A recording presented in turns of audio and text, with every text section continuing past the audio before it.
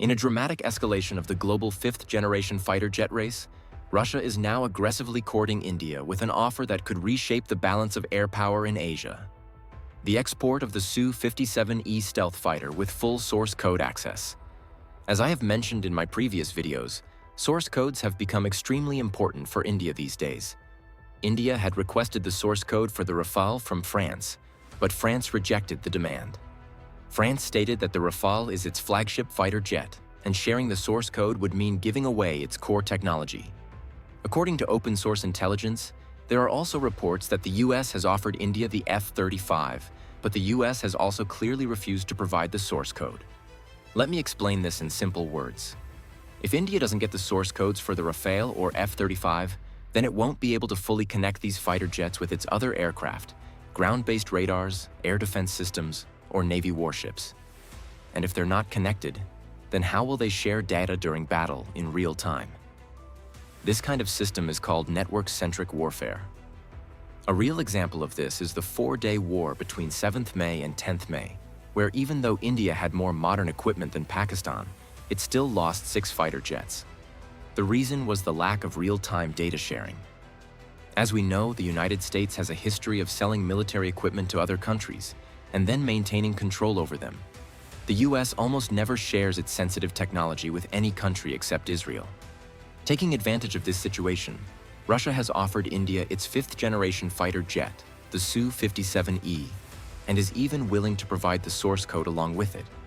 This would allow India to integrate its own indigenous weapons into the Su-57E and connect it with other systems for network-centric warfare through real-time data sharing. In simple terms, Russia has left India with almost no reason to say no.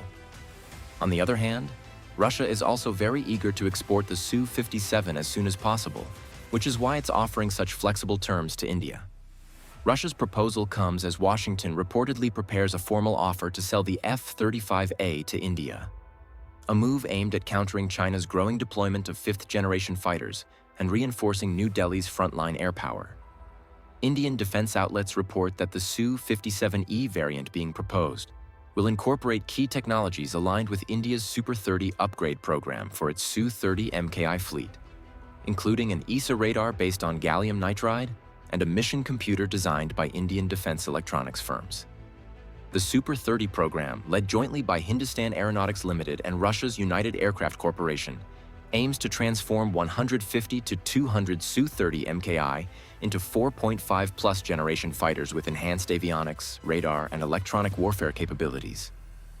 The potential cross-integration of Super 30 systems with the Su-57E platform represents a significant doctrinal shift for India, enabling the seamless use of its own missiles, such as the Astra BVR, and indigenously developed PGMs aboard Russia's most advanced fighter aircraft.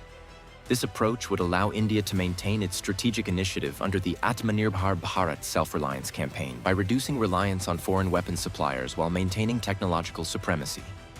Among the Indian-made munitions expected to be compatible with the Su-57E are the Astra Mark I and Mark II beyond visual range missiles, the Rudram series of anti-radiation missiles, and advanced air-to-ground precision strike systems developed by DRDO. Russia's willingness to provide access to the Su-57E's software architecture directly addresses India's long-standing frustrations with France over the Rafale deal, where source code access was repeatedly denied despite persistent diplomatic pressure. The refusal of France to share critical system source codes remains a sore point for Indian defense planners, especially as they seek to operationalize indigenous weapons systems across platforms, a senior defense official noted.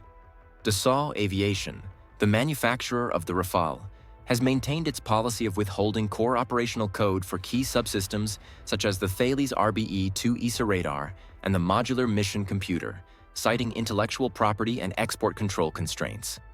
This denial has severely limited India's ability to fully customize the Rafale fleet to its evolving operational needs and has complicated integration of Indian-made munitions like the Astra and the Sa-W, despite bilateral cooperation.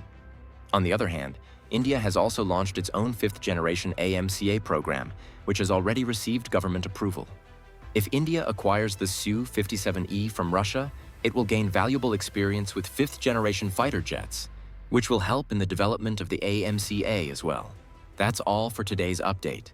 Please subscribe and like this video.